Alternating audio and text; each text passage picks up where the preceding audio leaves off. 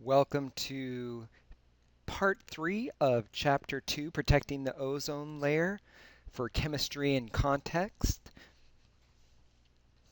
This lecture will be on how the ozone layer protects us from the harmful rays of the sun. Have you ever had a severe sunburn sitting on a tropical beach like this one?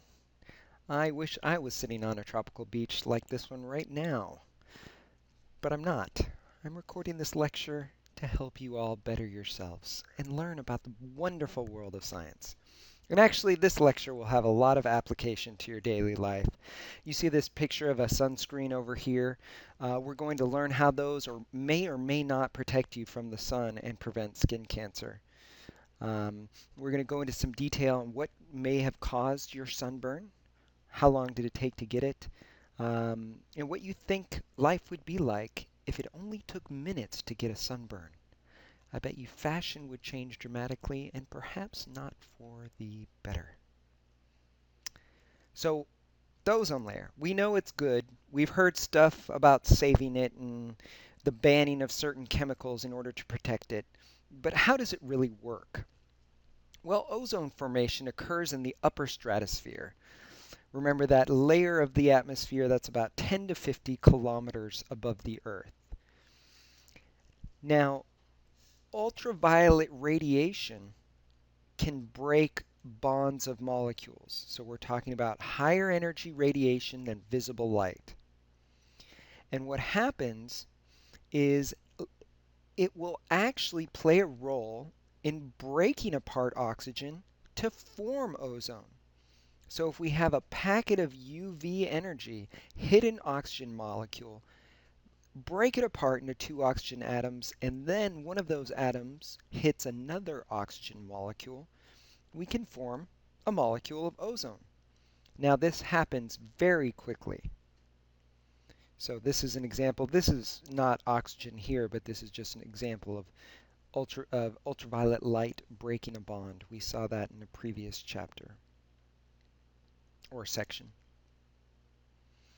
So let's look at the three regions of light coming from the sun that's of importance to us in terms of the ozone layer. We have what's called UVA, the A region of the UV spectrum. It has wavelengths of light or electromagnetic radiation between 320 and 400 nanometers. This is the least energetic type of UV radiation.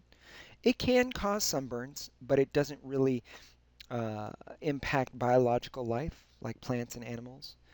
It's not filtered by ozone or oxygen gas, so it's not filtered at all. All of the UVA from the sun strikes the Earth. Now UVB is a slightly higher energy region of the UV portion of the electromagnetic spectrum. You notice how the wavelengths are shorter. It is harmful to biological life, and it's only filtered by ozone. Then we have the most energetic UV radiation, UVC. It's 200 to 280 nanometers, so we can see it's getting even shorter. And it can cause damage to biological life, but it is filtered by ozone and oxygen gas. If this light hits either of those molecules, it will essentially be absorbed. And we'll look at that detail in a moment. Here's just an image showing the sun. And you could see most of the UVB is blocked by the ozone layer, but a little bit gets through. And then all of the UVA, bam, straight to the Earth. And we're not showing UVC here because it is blocked entirely. Now, oxygen has a stronger bond than the ozone molecule. Why? Let's look at the Lewis structure. The oxygen molecule you could see here has a double bond.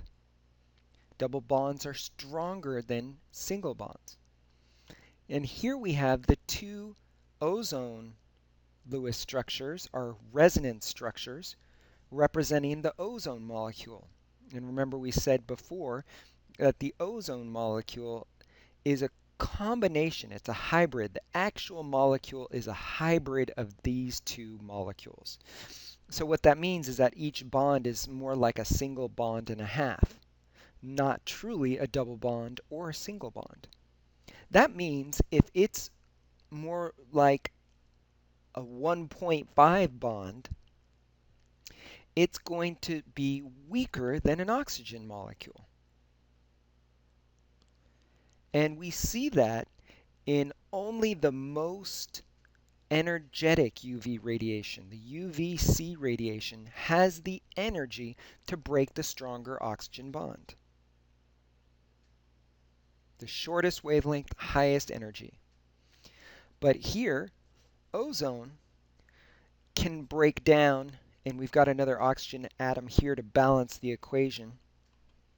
It can break down into oxygen. It can have one of the ozone bond breaks, but that can be done with UVC, the high energy radiation, but also UVB, the slightly lower energy radiation. And so we're saying here any wavelength less than or equal to 320 nanometers will break apart ozone. So how do they filter this light? What exactly is going on? I mean, it's not like a coffee filter where it just collects most of the light. What happens is the molecules absorb the energy and break apart. So if these represent oxygen, if they're hit with the high energy UV radiation, boom, that energy is absorbed and the bonds between the two atoms break. And that energy is now added to the two oxygen atoms. And then, of course, this UVB and UVC, we see just a picture here of the ozone, a particle view of the ozone molecule breaking apart. One of the bonds between the two oxygen atoms breaks apart.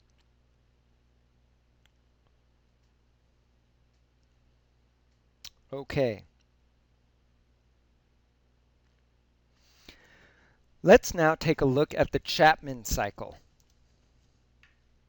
The Chapman cycle involves the regeneration of ozone from oxygen and the breaking down of ozone when UV light strikes it. So it's this cycle, a continuous cycle. So we're starting here with an oxygen molecule. You could see it broken apart by a UV photon. And we need something else to collide with the system in order for that single oxygen atom to combine and form ozone. But wait, ozone can be hit with UV and also break apart. And those single oxygen atoms can then reform O2. And so this is a cycle, the Chapman cycle. This is the chemical formula view of the Chapman cycle instead of the atomic or particle view. You can see oxygen here when it's hit by UV radiation breaks apart into single oxygen atoms. And these are very reactive. And if they collide with another oxygen molecule, they'll form ozone.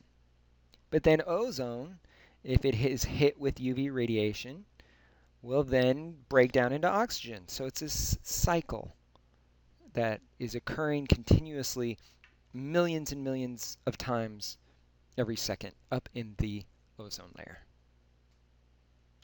It's known as a steady state condition or system. There's a certain degree of balance and equilibrium there. Okay, thinker buddy. The Chapman cycle describes the natural formation and destruction of ozone in the atmosphere. Which statement is true?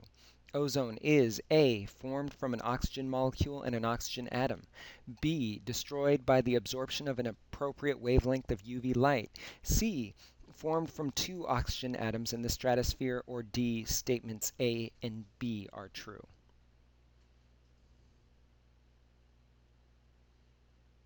And the answer is D. Ozone is formed from an oxygen molecule and an oxygen atom. It's also destroyed by the absorption of an appropriate wavelength of UV light.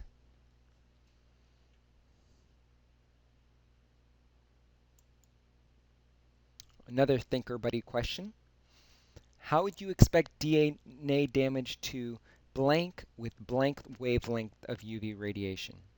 Would you expect it to increase with increasing wavelength, or decrease with increasing wavelength, or C, increase with decreasing wavelength, or D, decrease with decreasing wavelength?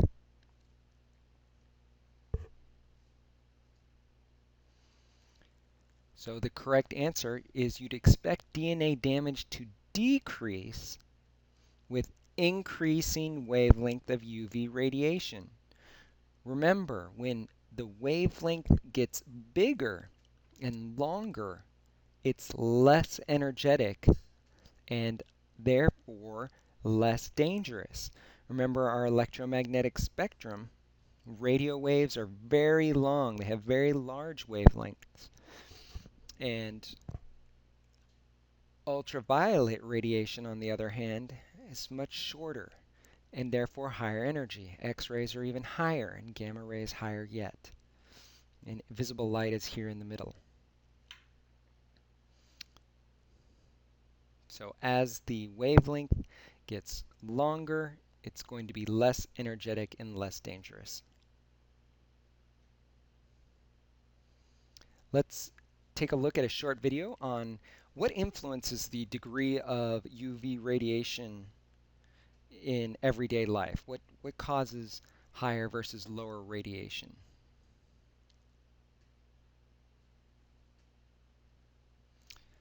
So we mentioned earlier the majority of UVB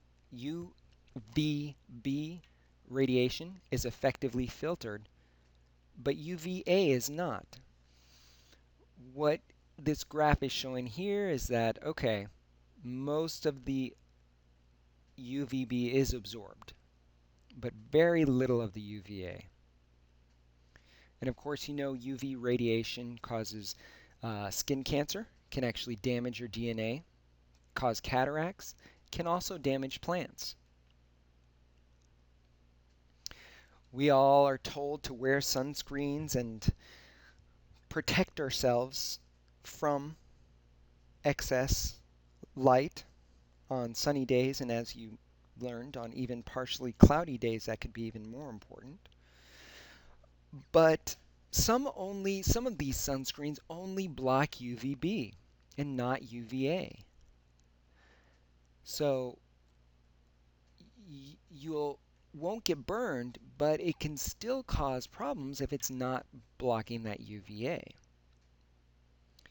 And how do they work? Well, zinc oxide, and if it has titanium dioxide, these are white. These are the white substances that make suntan lotion always that white creamy color. They're inorganic and they essentially reflect light. They build up a shield on your skin to reflect light. Then there's also organic molecules like PABA that will absorb the UV before it reaches your skin. But the problem is there's actually no regulation of sunscreens that block UVA by the Food and Drug Administration.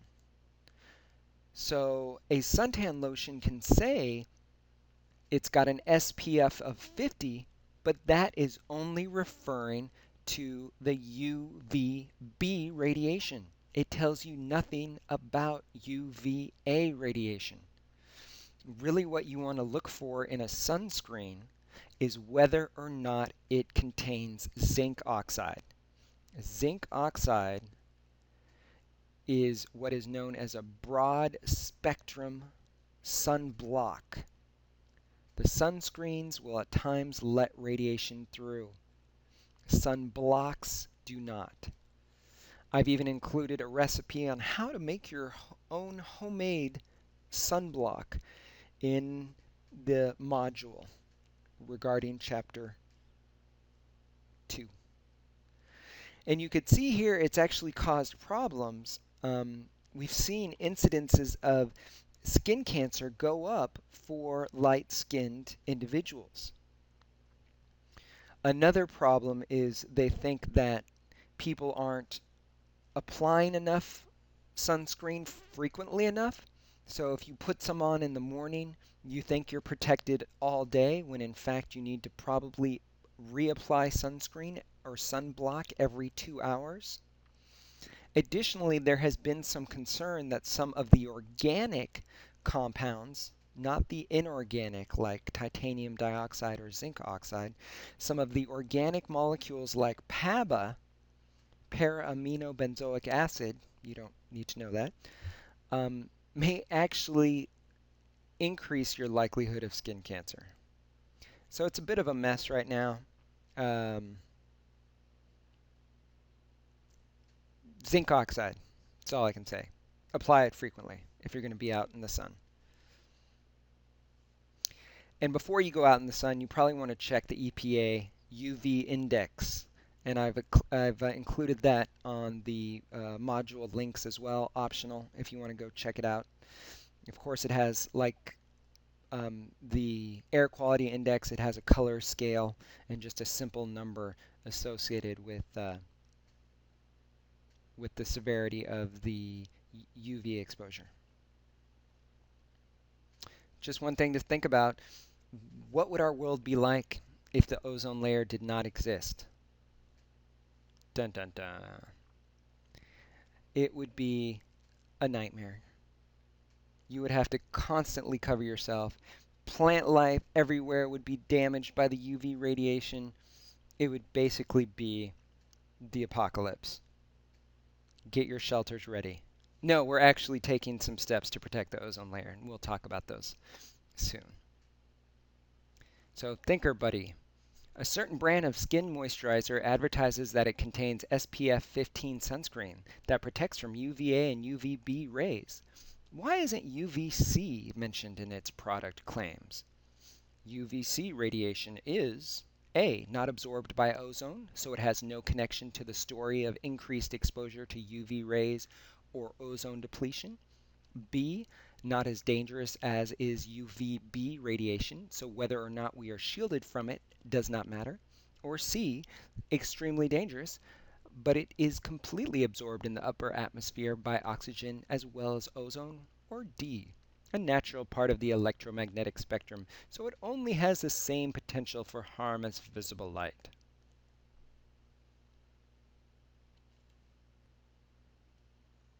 C is the correct answer.